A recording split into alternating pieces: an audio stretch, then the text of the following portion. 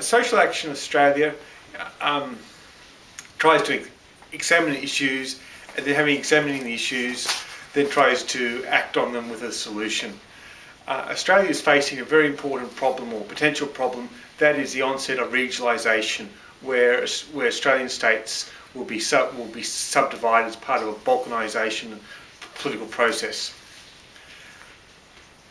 Australia in the past has often had people such as industrial groupers, people who went to the Democratic Labor Party, people who returned to the Labor Party, who've often been there to fight against problems. And a person who's done that in the past and still doing it is Jim Hewat. And Jim Hewat has a knowledge base about what confronts Australia because he has an interest and an appreciation of people such as George Seelaf, who are on the far left, who had a particular vision for Australia, which unfortunately might be coming to fruition. So to try and have an overview of what's happening currently and what might be happening in the future, and possibly to try and stop it by people voting no when a referendum is held later on this year, Jim Hewat is going to give a talk on George Seelaf. So without any further ado, I hand over to Jim Hewat. Thank you, Jim. Thank you, David. My talk tonight is aspects of the life of an activist called George Seelaf, who was born in 1914 and died in 1988. There's 7 categories that I have listed here as part of George's life, and each one of them I feel has been a very important part of his influence that he's used for both the Labor Party and in the political area. The first one is the meat industry union. The second is trade union works delegate. That's during his working life.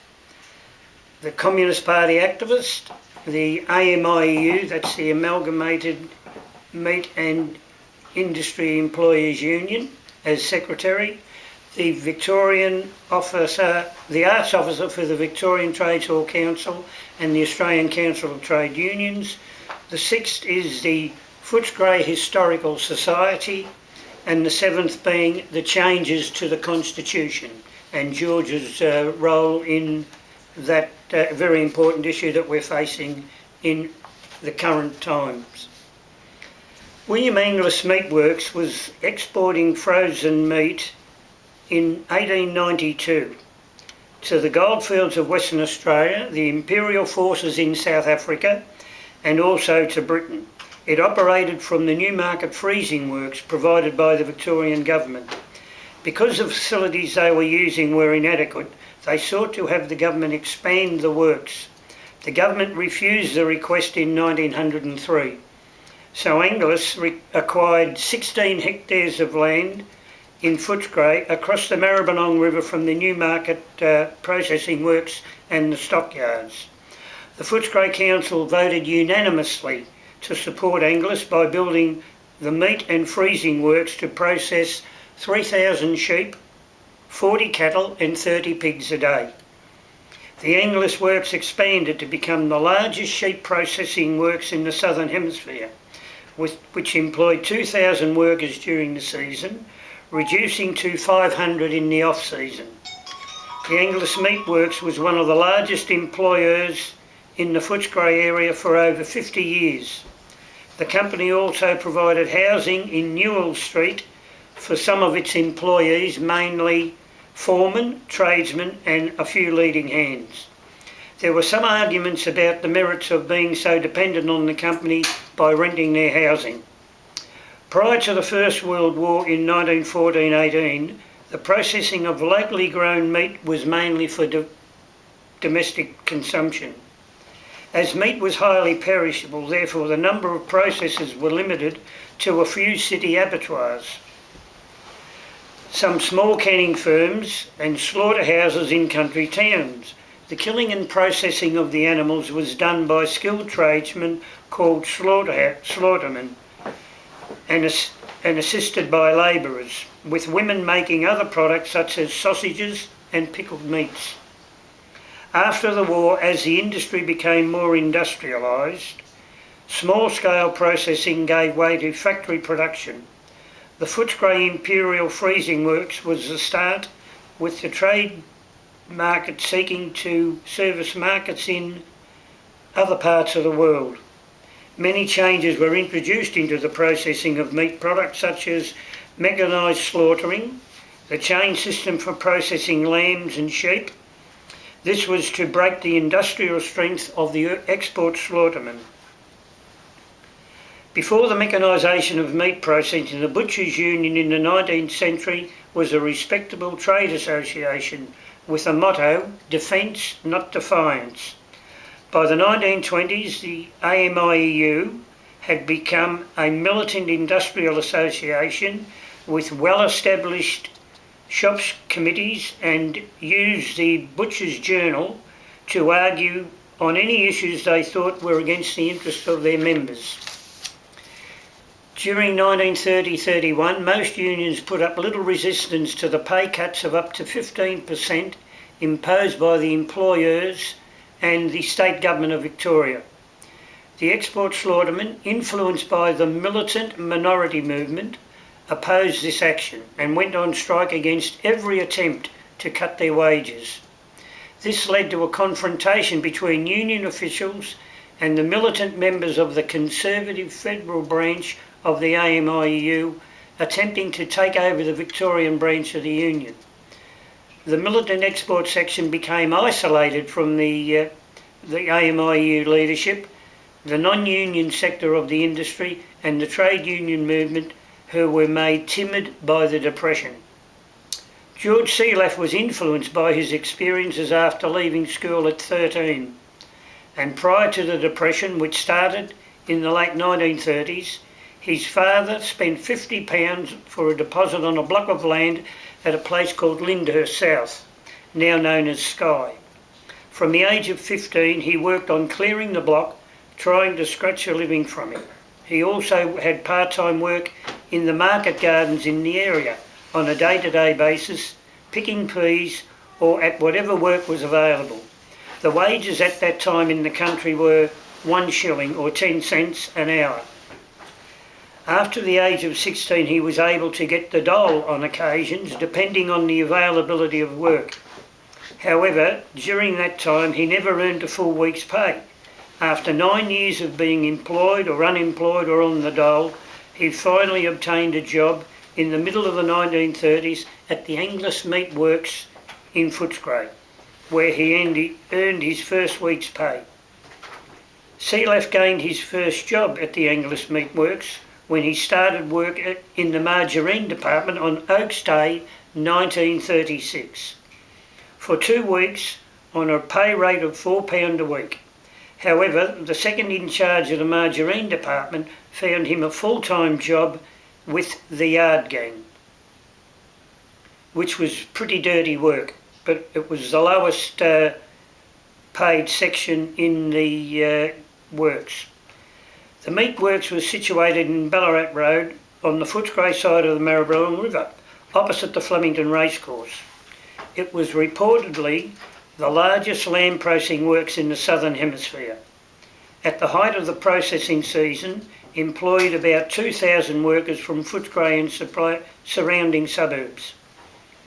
The works also processed a small number of cattle and pigs, which were delivered via the railways to the holding yards adjacent to the Showgrounds railway line on the east side of Racecourse Road near Ascot Vale Road, then driven through the lanes in the sale yards at Newmarket, under Epsom Road and through the stockyards behind the local meat processing works that operated along Smithfield Road, then over the river via the Stock Bridge to the holding yards on the flat area now known as Newell's Paddock Wetland Park.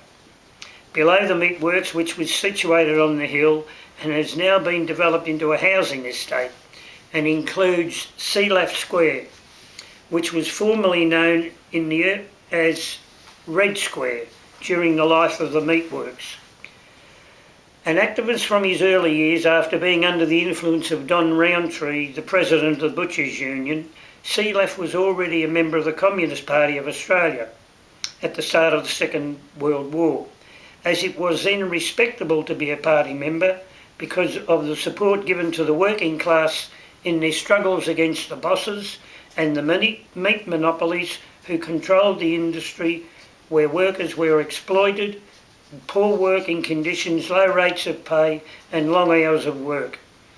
This situation gave the union an opportunity to recruit members from every occupation, with heavy industry, shipping, transport, food processing being the prime targets for the communists in the trade unions. Seelef was an excellent organiser for the communist cause. He established a delegates group and works committee run mainly by the communist delegates representing the unions that operated in the Angus meatworks. After being elected an organiser for the Meatworkers Union in 1944, within 3 years he became the secretary of the union. This position gave him important connections through the trade union movement and the Labor Party. By being the secretary, he could appoint delegates from the union to the Trades Hall Council, the Australian Council of Trade Unions, the Labor Party State Conference and the national conferences. With this position of influence in the labour movement, he was able to forge alliances with metropolitan unionists, country communities where they had local abattoirs, which was also a source of recruitment for the Communist Party. During his term as secretary of the AMIEU, he was able to gather around him many notable leaders of the Labor Party by having them credentialed as delegates for the Meatworkers Union to the ALP and trade union conferences. Notable people such as Arthur Colwell, who was the leader of the Labor Party in the 1960s, before Gough Whitlam was elected leader of the party and then Prime Minister in 1972. Also Robert J. Hawke, who became the industrial advocate for the Australian Council of Trade Unions, was elected to the Federal Parliament representing the electorate at Wills in Victoria and ultimately replaced Bill Hayden as the leader of the Labor Party and was then elected Prime Minister in March 1983. Both Colwell and Hawke were not members of the left wing of the party, but were supported during their political careers by the left-wing Meatworkers Union. So strong was the connection with Hawke that he refused to intervene in a dispute over the credentials of a meatworker named Frank Troja, who was elected during the Victorian branch meatworkers elections as a delegate to the ALP conference, and was refused his right to be credentialed by the left-wing secretary Wally Curran, even though Frank was a member and treasurer of the local branch of the ALP in the Wills electorate which Bob Hawke represented. Seelef left a great legacy of a well-organised communist-controlled union to the new secretary Wally Curran, who honoured him by naming the new Meatworkers Victorian branch headquarters in Lygon Street Seelef House. Prior to his retirement in 1973 at the age of 59, there were suspicions that Seelef had misappropriated $200,000. This may have explained his early retirement. He was an active member of the Footscray Historical Society, and because of his interest in the arts, he established the Footscray Arts Centre, which promoted arts and crafts throughout the western suburbs. They acquired a building from the Footscray Council where he had many friends. This was a former piggery that had been used for spinning and weaving exhibition called Henderson House, situated on the banks of the Maribyrnong River in Moreland Street. It became the headquarters of the Footscray Community Arts Centre, used as a gallery and a theatre. It was 2 years later that the Trades Hall Council appointed Seelef as the first arts officer, a position created as a reward for him for his services to the left during his period as Secretary of the Meatworkers Union. The activities conducted by the Arts Centre included seminars in 1977 and 78 on trade unions and the factory festivals of arts and crafts, exhibitions at the Trades Hall and community art centres, also introducing arts to the workplace under the Arts and Working Life movement, which saw its genesis at that time. It was during this period that CLAF was given access to the archives of the Trades Hall Council by one of the elected right-wing officials, that he destroyed most of the records that exposed the works of the left wing and the communist officials in the Victorian Trades Hall Council. He effectively rewrote the Trades Hall history according to the left.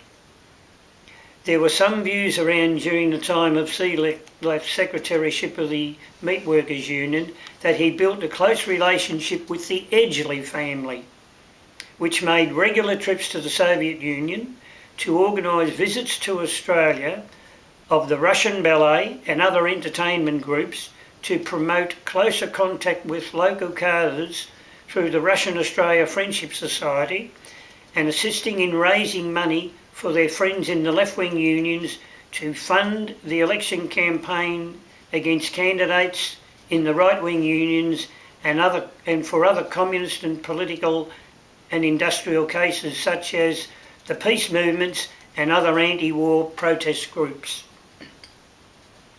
He was in regular contact with communist governments of Bulgaria and Romania to promote friendship associations.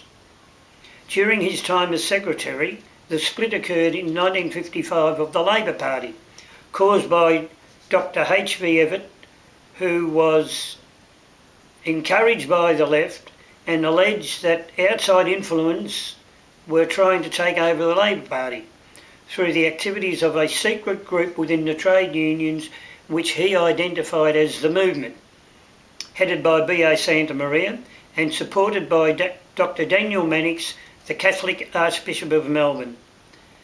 This had a profound effect on the entire Labor movement by causing major divisions within the unions, local party branches and many Catholic families. This was the start of the Democratic Labor Party. The beneficiaries were the communist cadres from the unions and the left wing of the party who were closely associated with them. The Meat Workers Union, with CLAF as secretary, seized the opportunity to gain positions of influence and political power due to the system of having the number of delegates at the Labor Party and trade union conferences determined by a quota system, with the number of delegates based on the number of members the union registered with the Trades Hall and the ACTU and the Labor Party. The Labor Party rules gave precedence to unions having more delegates credentialed according to a 60-40 ratio. Therefore, the reduction in the number of registered members from the right wing of the party in both organisations being reduced, the number of delegates remaining the same, the left-wing unions gained increased voting strength with a larger number of members and extra votes on the floor of both organisations through their increase in delegates.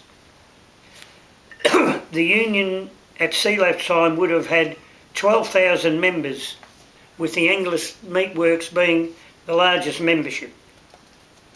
These members would have remained about the same for years.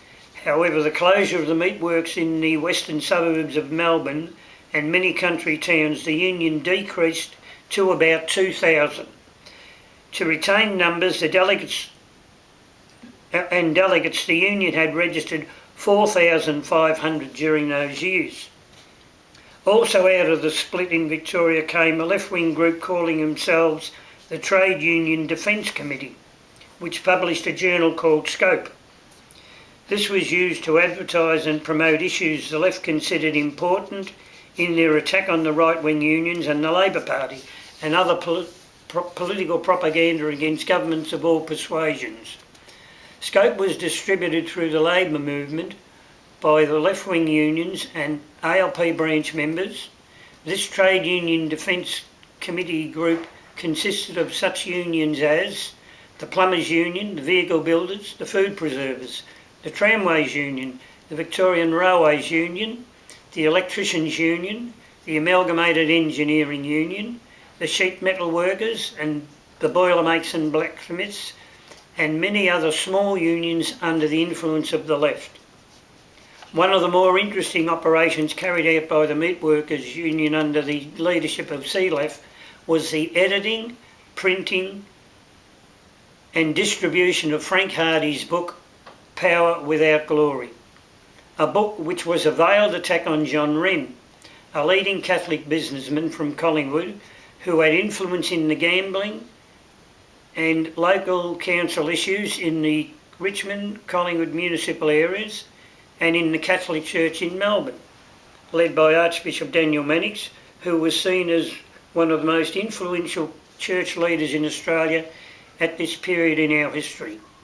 Many meat workers were involved in the storage of the book at their homes, with the distribution of the book, which caused many problems for families when they were raided by the police collecting evidence for the libel case brought against Frank Hardy by Mrs. Wren, the case which she lost. Following the court success, Hardy was feted and promoted by the left as a great Australian storyteller. The ABC made a television movie about Power Without Glory, which continued the myth about John Wren and the Catholic Church. CLEF was a friend of several Labor Party MPs, including Hawke and Caldwell, and also included Ralph Willis, the member for Williamstown, who was assisted with printing leaflets and promotional material. Bob Seacombe, the member for Maribyrnong, was also assisted. The Whitlam Labor government in 1972-75 proposed a plan to regionalise Australia into 64 regions. The objective was to bypass state governments by setting up regional councils for social development, and funded initially by allocating $2 per head of population to the locally elected regional councils. CLEF was involved in the Western Regional Council for Social Development. This council was the only one to be funded by the Whitlam government, as it was the best organised. $1 million was granted to the council for running committees and activities based on the needs in the local area. According to local sentiment, George CLEF was regarded as a great humanitarian who was concerned with the welfare of ordinary working people. This was the reason that during his time as Secretary of the Meat Workers Union, he had a trade union medical clinic built in Paisley Street, Footscray. Because the meat workers suffered many serious work accidents, the union did not think the local medical practitioners gave the best service to work-related injuries when they presented themselves with injuries needing urgent attention. It is now known as the Western Regional Health Centre. He claimed he was only living on the pension and was active in his concern with issues affecting caring for the aged. He thought pensions should be higher, made representations on aged care to governments, and at the same time as the medical clinic was being built, he had his double-storey house built in Tregunta Street, Ascot Vale, on land overlooking the area where the Essendon Golf Course is now located. The bricks used were identical to the bricks used for the clinic. However, the house on completion was painted white. Some 10 years after his retirement, during an election campaign in the Meat Workers Union, while his house was being photographed, a Mayfair ham small goods van arrived with deliveries at the front gate, which was rather a solid fence built of bluestone blocks he had acquired. The elections in the meat workers' unions were fairly effectively controlled by the union, which ensured that all members were financial by having their fees paid to the delegate on the job. This gave the delegate a stipend of 10% for his service to ensure that they had total membership on the work site. The elections in the Meat Workers Union for many years showed the results were the same. The union team gaining about 2,000 votes to the opposition 950. The opposition candidates were never allowed to enter the work sites throughout Victoria during the campaign to distribute information or talk to the members. even when the management, who always complained about the industrial political action organised by the union to strike on any issues to cause maximum harm, the company refused to talk to the people who opposed the union candidates in the ballot. There were many brave members who stood for election against the left-wing leadership and received little or no assistance from the employers or the Labor Party. The team led by Frank Troja contested several elections with candidates from various works around Victoria, only to be prevented from the distribution of their leaflets on the job or speaking to members during their lunchtime breaks. The employers were alerted to the coming elections and spoken to personally to ask to assist the candidates in contesting the ballot, only to be refused. Most employers would have been Liberal Party supporters. Malcolm Fraser, when elected Prime Minister, refused to help 3 members at the Bothwick Meatworks in Portland, who were being pressured by the union for not paying a levy imposed by the union for a dispute during the live sheep campaign. They were refused work as a result of pressure by the unions on the companies. The live sheep campaign was a direct attack on sheep farmers who wanted to sell their old sheep live to the Middle East for a reasonable price. They were unable to get in the local market.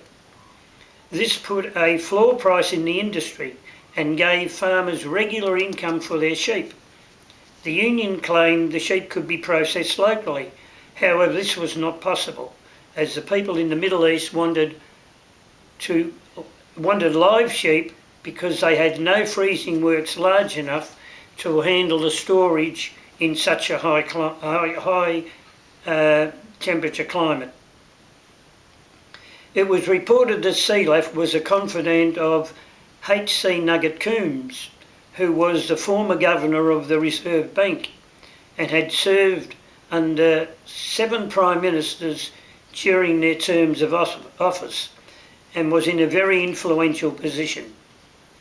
As a result of the political industrial extreme left-wing activities, the loss of thousands of jobs occurred in the western suburb of Melbourne in particular, and the closure of many other companies around the state of Victoria, such as Angus Meatworks, Bothwick Meat Processors, Champion Meats, Gilbertson Works and Small Goods, Hutton's Meatworks in Preston, MC Herds in Geelong, Frank Campbell's Meatworks in Prahran, Smorgan's Meatworks, Castigan Brothers in Dandenong, Hardwick Meatworks in Kyneton. 40 delegates from around the state who attended this union state council meetings decided the fate of the meat industry workers. Previously I had mentioned that the Labor government under Whitlam had planned to regionalise Australia so as to bypass the state governments. As you will recall, only one regional council was set up in the western suburbs as a payoff to the left-wing Meat Workers Union under the leadership of George Sealaf for their support over many years. After the sacking in 1975 of the Whitlam government by the Governor-General Sir John Kerr, we had a new Liberal government led by Malcolm Fraser. One of its best decisions was to discontinue the funding for the Western Regional Council for Social Development, therefore ceasing the recruitment of many left-wing activists in the western suburbs, who were to be elected to the leadership of the council and controlled by the left-wing communists and left-wing Labor activists, who however, it did not affect the strong pressure by the union on employers in the meat industry for political and industrial reasons. The other regional council proposed was the Northern Regional Council, centred on the Scullin electorate represented by Harry Jenkins, another left-wing member of the Labor Party. This council was not funded. During the Kennett Liberal government's period of office, it amalgamated many smaller councils into larger councils and appointed managers at high salaries to run the new councils. One of the tasks was to privatise the management. the works of the newly formed councils by sacking staff and giving them the opportunity of reapplying by tender for the jobs they used to do. They had to register as a business and enter into a contract with the new system. It was obvious that most did not have the ability to run a business, therefore they were unemployed. This operation would enable the proposal to amend the Constitution easier to introduce into these new regional areas, and this could be established similar to the Whitlam plan as proposed in the 72 to 75 period. It is rather doubtful if the Kennett plan has made the financial burden on the local communities any easier or given them better representation. Recently a bill was introduced into the National Parliament to amend Australia's Constitution to recognise local governments in a federal document. This action would create a new relationship between the Commonwealth and the states, which will affect the functioning of the federal constitution. As in the first attempt by the left-wing ALP government during the Whitlam years, every effort must be made to defeat the proposal to change this constitution at the referendum. The relationship between the Commonwealth and the states must be protected because it is a special relationship between equal states who came together to form the Commonwealth. They ceded particular functions to such as defence, mail handling, local and international, telephone services, taxation, the relationship between other countries with trading agreements, quarantine services for the protection of imported goods and products, and to prevent the introduction of diseases. The intrusion into local municipal councils changes the whole purpose for authentic federalism, as the states control the operations, functions and power under which local councils operate.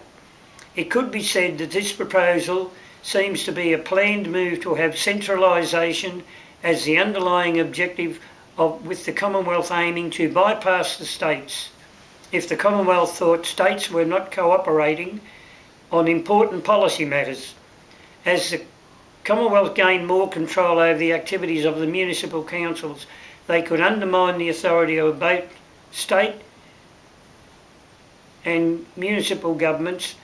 The Commonwealth must be prevented from gaining more power and control over the functions to the detriment of both state and local governments. Members of both parties must see this proposal to amend the Constitution to recognise local governments as a dangerous move which will destroy the relationship between all three tiers of government in the long term. Hopefully the electorate will see this grab for power by any federal government as a move to centralise more control in Canberra, thereby acting against Section 96 of the Constitution. The Commonwealth at present grants $2.7 billion to local government, the greater amount of 80% to the states, which then shares it between the municipalities, 20% being given directly to the councils by the federal government. The misuse of federal money in marginal seats to prop up friendly candidates to ensure re-election, to fund infrastructure and other works for political gain is a major cause for concern. There are other concerns in regard to the attraction by various sectional groups to gain election at local municipal councils, such as left-wing activists, extreme socialist, anti-democratic groups, racist elements of all persuasion, and many single-issue groups, so that their candidates are funded by federal grants. This was the concern when the Whitlam Labor government in 72-75 set up the Regional Council for Social Development as a payment to the left-wing unions for their support. The present-day members of Parliament are more interested in their own positions of privilege and have no understanding of the importance of maintaining the Constitution in its original form. It is important that members of the Liberal Party prevent Abbott, who is intent on ruling over the party in the fashion of Whitlam in the 1970s, to gather support within the coalition and vote no. Likewise, the Labor Party leaders, such as those who support our democratic system, must prevent the left-wing destruction of the Constitution and support the proper function of the Federation as proposed by the states who came together as equals to form the Australian federal system.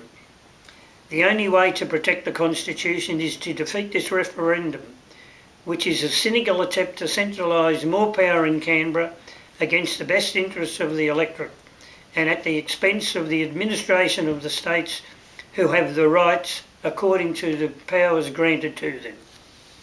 Thank you, David. Okay.